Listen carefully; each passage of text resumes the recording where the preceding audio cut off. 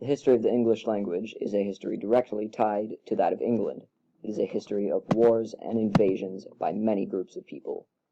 Very little is known about the original people of England, so the story typically begins with the Celtic people.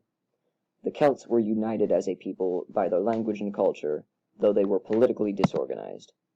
The Roman occupation of Britain kept the Celts safe from invaders for 300 years, but after the Roman withdrawal, the Celts were left open to invasion.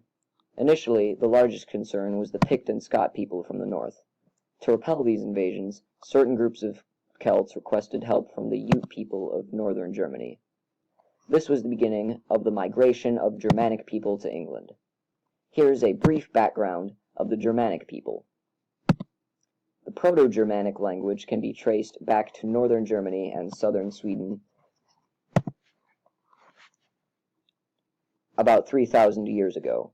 The Germanic people were Indo-European, and when they arrived in this area, there were already others there.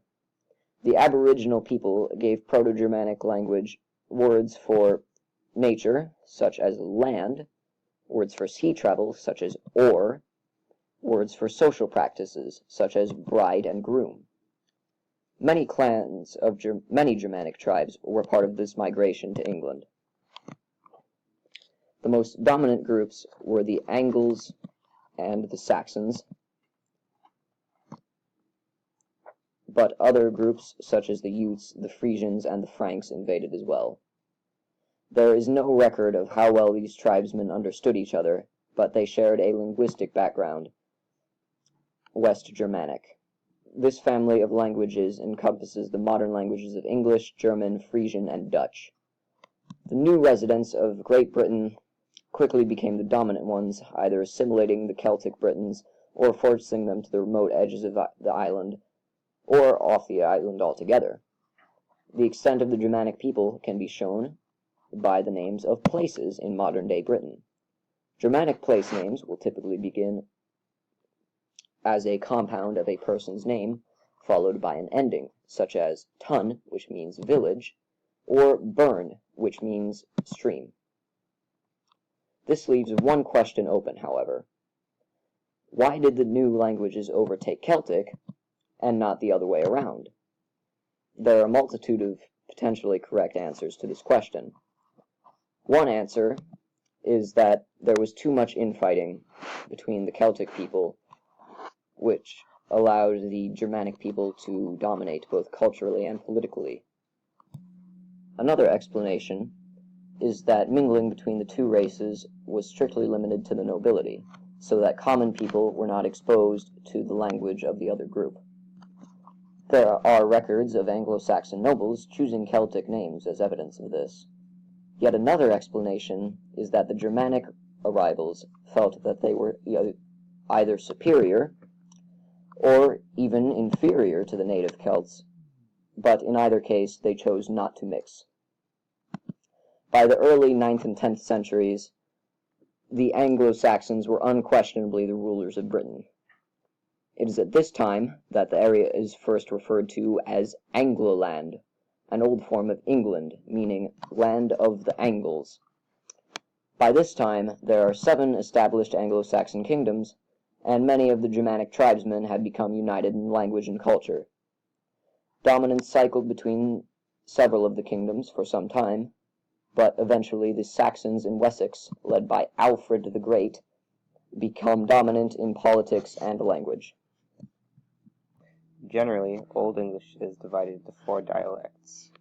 These are Northumbrian, which is located in northern England, Mercian, which is located in the middle of England, West Saxon, which was located in the south of the Thames, and Kent, which is in southeast England. These are rooted in where the different Germanic groups settled down. Northumbrian and Mercian dialects come from the Angles, West Saxon come from the Saxons, and Kent come from the Jutes. The reason that English is divided into 4 dialect areas is not because there are only 4 dialects, but because that is the best that linguists can figure out based on the written record. In reality, England would have been like a sea of different dialects that vary from village to village. This is because different parts of the same Germanic clans would settle in different parts of England, and within a few generations, there would start to be subtle changes in the language and within a few generations, it would diverge to the point where they would be considered different dialects. Dialect that ended up becoming standard is Old English. However, this was not always the case. Originally, Northumbrian was a dominant dialect, but a constant stream of Viking raids weakened them to the point where they were no longer a major power in England. The Vikings started to expand south, and eventually there was only one independent kingdom left. This is the Kingdom of Wessex, which broke the West Saxon dialects. The Vikings were eventually stopped by Alfred the Great, who developed a treaty between the Vikings and the Anglo-Saxons that split the country into two parts. Stopping the Vikings, as well as being the only completely self-governed kingdom, made Wessex a major power and therefore made West Saxon the dominant dialect. Despite West Saxon being the dominant standard dialect at the time, the dialect had most influence on modern English are those of the East Midlands.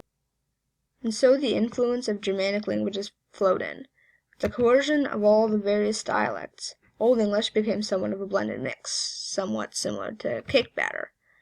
The main ingredient ended up being the West Saxon dialect, which formed a lot of what we know of Old English. In that came nouns, verbs, adjectives, and pronouns, as well as the four cases, nominative, accusative, dative, and genitive. And soon came nouns of kinship, such as father, or sister, or son-in-law. What also came was two demonstratives, tes, theos, and this, all meaning this, and se, seo, or tit, all meaning that. This was primarily, but not exclusively, thanks to West Saxon influence. Old English, like many languages today, once had gender nouns. However, this faded over time. By the 14th century, inflections had pretty much disappeared. Old English as a language is synthetic and not analytic, and is heavily Germanic. However, as Old English developed into Middle English, the Germanic influence started waning. But not that much. Roughly 8.5% of original Germanic toward Old English words were left out. Modern English is a bit more blended, similar to smoothie drink. Along with these differences in words that takes its roots from Old English, there were many letters in the alphabet of Old English. Some of these letters didn't make it to the modern English alphabet. 3 examples are ash, thorn, and eth. Ash is sort of like the sound of E, as in ethereal's first vowel sound. Thorn is similar to the sound of th in this or them, which is subtly different from the th sound in thought. The th sound in thought is known as eth. These letters show how Old English was more complicated even in its alphabet.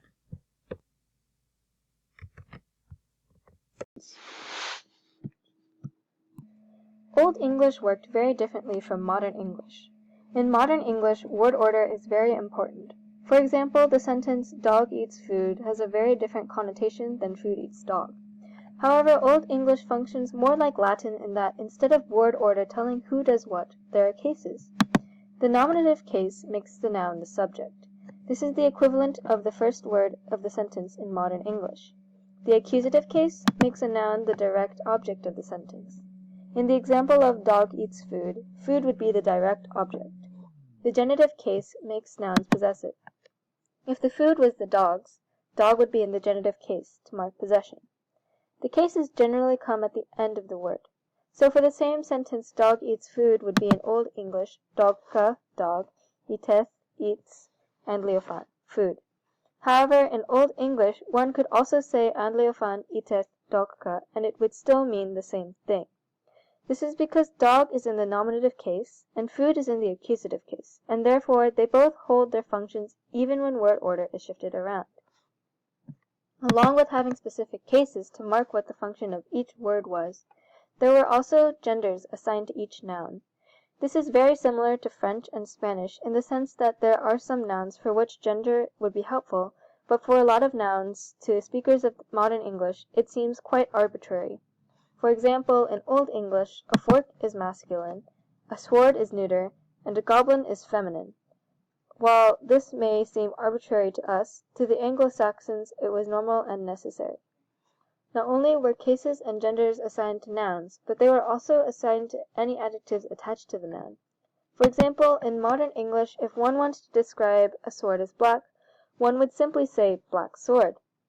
However, in Old English, to say black sword, one would have to take the neuter singular form of black, as sword is neuter and assumed to be singular, and then put it into the appropriate case, appropriate being the same case as sword was. So, if sword was subject, and then black would also be in the nominative case. This would translate to Blake sword. To conclude, the Anglo-Saxon influence on Old English has well proved to be substantial, and it's clear our language today would be very different without its Germanic roots. I mean, imagine referring to your brother or sister as something other than any of the words we know to mean a sibling. From the first Germanic migrant to set foot in England to the eventual disappearance of grammatical gender, right before the transition to Middle English, the impact of Anglo-Saxons changed the future for English. It's true that Old English is very, very different from modern English, but as linguists have discovered, no language stays the same, and languages can change significantly with enough time.